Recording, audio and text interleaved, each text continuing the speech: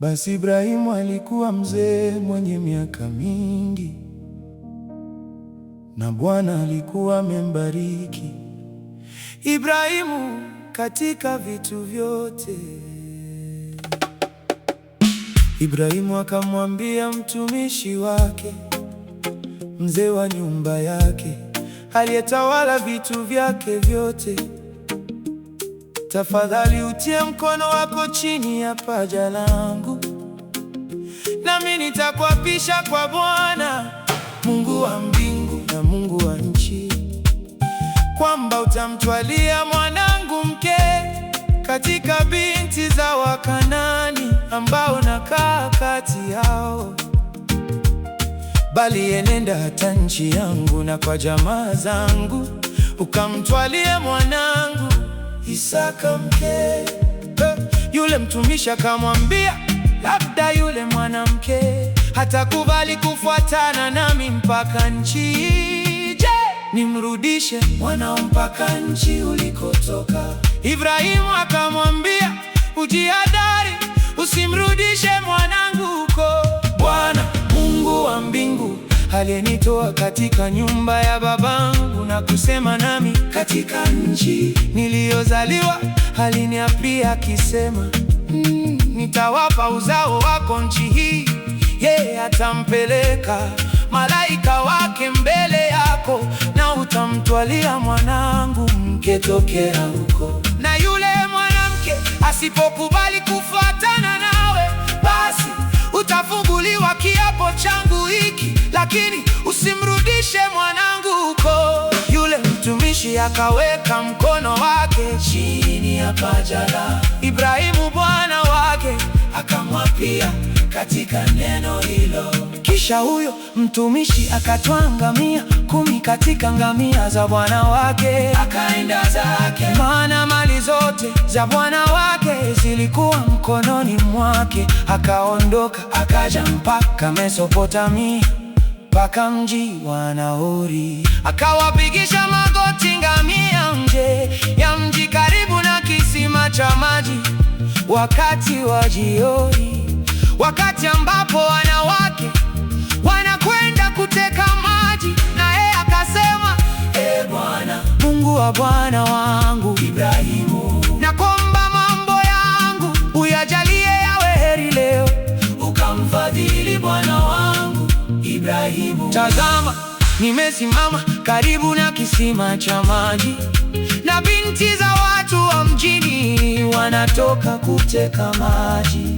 Basi na iwe hivi, yule msichana nitakayemwambia, tua mtungi wako na kuomba ninywe. Naye akasema, nami nitawanywesha na ngamia zako pia. Basi huyu nawe ndiye uliyemchagulia mtumishi wako Isaka, na kwa hayo nitajua ya kuwa umemfadhili bwana wangu.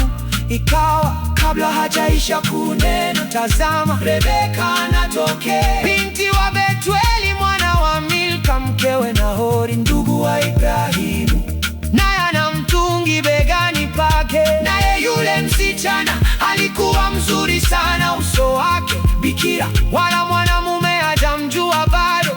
Akashuka kisimani, akajaza mtungi wake, akapanda. Ndipo yule mtumishi akapiga mbio kwenda kumlaki, akasema, tafadhali unipe maji kidogo katika mtungi wako ninywe. Naye akasema, unywe bwana wangu. Akafanya haraka, akatua mtungi wake mkononi mwake, akamnywesha. Hata alipokwisha kumnywesha, akasema, na ngamia zako nitawatekea hata watakapokwisha kunywa. Akafanya haraka, akamwaga maji mtungi wake katika birika, akapiga mbio kisimani ateke, akawatekea ngamia zake wote. Basi yule mtu akaangazia macho, akanyamaza, ili ajue kwamba Bwana ameifanikisha safari yake, ama sivyo. Ikawa ngamia walipokwisha kunywa, yule mtu akatwaa pete ya dhahabu, uzani wake ulikuwa nusu shekeli, na vikuku viwili kwa mikono yake. Uzani wake ulikuwa shekeli 10 za dhahabu. Akasema, ubinti wa nani wewe? Tafadhali uniambie, je, iko nafasi katika nyumba ya baba yako tupate mahali pa kukaa kwa muda? Akasema, mimi ni binti wa Bethueli mwana wa Milka aliyemzalia Nahori.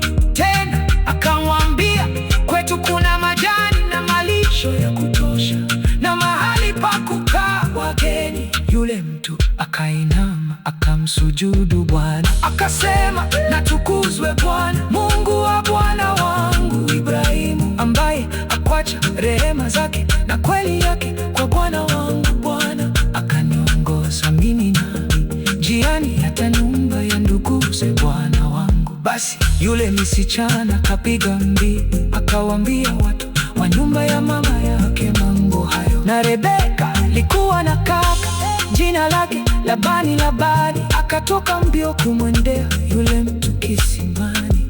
Ikawa alipoiona ile pete na vikuku mikononi mwa nduguye, akasikia maneno ya Rebeka nduguye akisema, hivyo ndivyo alivyoniambia mtu huyu. Basi akamjia mtu yule, na tazama, amesimama karibu na ngamia kisimani. Akasema, karibu wewe uliyebarikiwa na Bwana, mbona unasimama nje? Kwa maana nimeiweka nyumba tayari na nafasi kwa ngamia. Na mtu yule akaingia katika nyumba, akawafungua ngamia, naye akatoa majani na malisho kwa ngamia na maji ya kuoshea miguu yake na miguu ya watu waliokuwa pamoja naye. Akaandaliwa chakula, lakini akasema, sili mpaka niseme kwanza maneno yangu. Akamwambia,